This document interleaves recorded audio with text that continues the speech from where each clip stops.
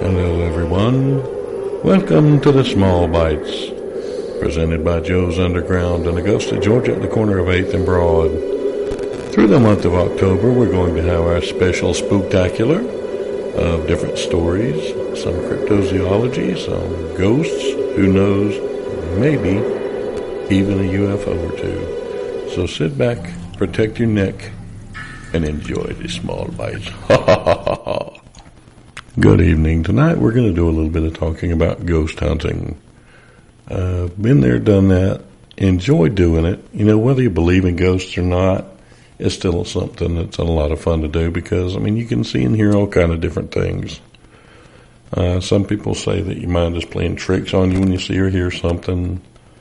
Others say you see stuff or hear stuff because you want to. Well, okay, cool. I can dig that. You know, I'm not the man to say, ghosts are real, everybody else is wrong, bite me, go away, you're wrong. You know, I could just as very well be wrong. I thought I was wrong once, but I wasn't, so nah. Enjoyed ghost hunting a lot, had some really good friends that went with me, got me started on it, and we went a long way with it. Had a great time doing it. You know, some of the places that we went, most of them were around our homes in Thompson, Georgia, that we knew and we could get into very easily with permission, because if you ghost hunt without permission, you risk going to jail for ghost hunting, or burglary as the cops like to call it. Really don't want to be in a cell with a bunch of big burly guys in there for a lot of stuff and say, oh, I'm in here because I was hunting ghosts. Yeah, there's going to be different screams in that cell that night. So no, stay out of jail, get the permission, do it the right way. We always did. Had a couple of places we went. One was the Rock House, which is the oldest standing structure in Georgia. Enjoyed going in there. We got a lot of interesting evidence. You know, I may bring up my evidence and play it one night here on the podcast. Some of our EVPs, which, for those of you who don't know, is electronic voice phenomenon, where spirit supposedly uses the energy around it to answer questions on tape. You know, you can't hear it while it's going, but you can go back and review the tape and you hear a voice that wasn't there. And I've heard that a whole lot. You know, and a lot of people say, oh, it's just interference or, you know, something like that. On some things, you know, I can understand that. You know, I've seen these ghost hunting shows where they're in the middle of talking and you hear something go, and you can't make out what it says until they say, oh, wow, that said Bill eats Bert's socks. And all of a sudden it says, Bill eats Bert's socks. Because that's been put in your head. And those I really don't like to get. But we've gotten some that were just as clear as me sitting here speaking on this microphone right now. And those are the ones that I believe are real. And once again, you don't have to believe it. That's cool. Whatever. Have fun. Don't knock me, I won't knock you. We got some really good EVPs there.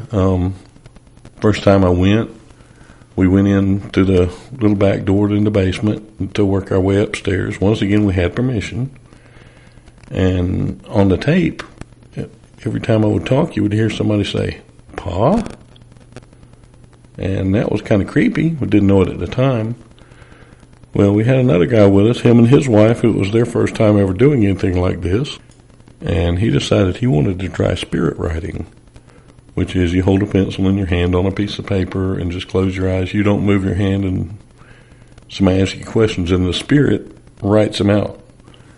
Well, I don't take a lot of credence in this because it's in your hand. You know, yeah, you can just write sloppy. I don't believe that.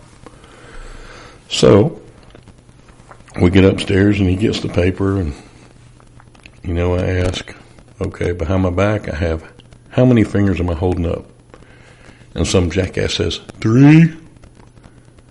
So, okay, whatever. Now we're going to do it where he can't hear the answer. So, of course, I hold up my fingers again, and he puts down a 3, which luckily, you know, that's okay. He guessed that I had 3 fingers up. And then I did what I call our EMS gang sign, which I put my fingers in the shape of a 9, a 1, and 1. And when I did that, I said, all right, now what am I holding up? he didn't get the right answer, but on the tape you hear someone go, "Why 911, Pa?" Now that was creepy.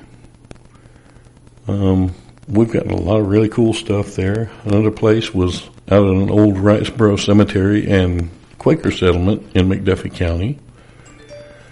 We've gotten a lot of good stuff out there, good EVPs. I took my daughters out there around dusk one night with my wife when they were younger, and they were little EVP magnets. Something actually pulled my oldest daughter's hair a little bit, and you can hear it call her Kate. My youngest daughter found a kid's grave and, asked, "How old are you?" And on the tape you hear Oct, which was very clear. It was a German 8. And it was really neat. We were out there one night, and a friend of mine just asked out of the blue, "How did you die? Do you want us here?" And a voice that sounded like a little kid said, "I got hit by a car. Hell no. Hell no." And it was just as clear as we're talking. So hearing these things, it makes me a believer sometimes. I haven't ever really got any great pictures. I don't believe in orbs. I don't think that they're ghosts. I think there's always an explanation for those. If you can see it with your naked eye and it lights up the room or whatever, okay, cool, we're good, we got a ghost. But until that happens to me, I'm not putting a lot of credence in orbs. We had all of the little meters, the EMF detectors, and what those are, they check electromagnetic frequencies in the air. Because a lot of people believe ghosts are energy. Well, you get a baseline reading, and if you're somewhere where there is no power, and there's no power lines right around, it's going to be a 0. And sometimes that number will jump up, and it'll kind of indicate that something may be there, so you never know. But the point is, you can put a bunch of money into this. We had a lot of money into some equipment that we wound up selling. Or you can go out with your phone with a recorder and a camera on it, and you can have a ball. Or you can just go out with your buddies and just have a good time. Don't tear anything up. Be respectful.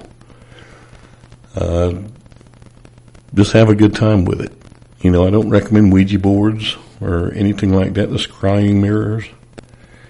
Anything that's going to open you up to letting something in.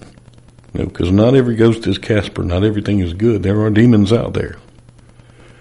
And if you say, "Hey, come on in," they're going to. And it can ruin your life. Whether you believe in them or not, it can ruin your life. I believe in them.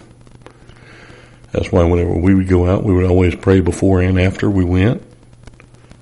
And ask anything there, "Don't follow us home." And it worked pretty much. So this has just been my little bitty rant about ghost hunting. I'll go into it more as the month goes along, give you some good detailed stories. Just want to get this down tonight and just have a good time with it. Once again, anybody have any good ideas for any kind of ghost stories, any kind of topics to be good for this month? Let me know. DM me, Brad Pittman on Facebook. Subscribe to this podcast. Subscribe to my video channel, Brad's Comedy, on YouTube. Doing a lot of neat characters on there, making a lot of cool things happen. So y'all subscribe to both of them. Thanks for listening. We're sponsored by Joe's Underground in Augusta, Georgia, the corner of 8th and Broad. It's in the bottom of the Lamar building. Go on down there, Jeremy and the guys and the girls. Make sure you have a really good time. Great drinks, great food, great people. I goes to Joe's, and so should you. You've been listening to the Small Bites. Enjoy.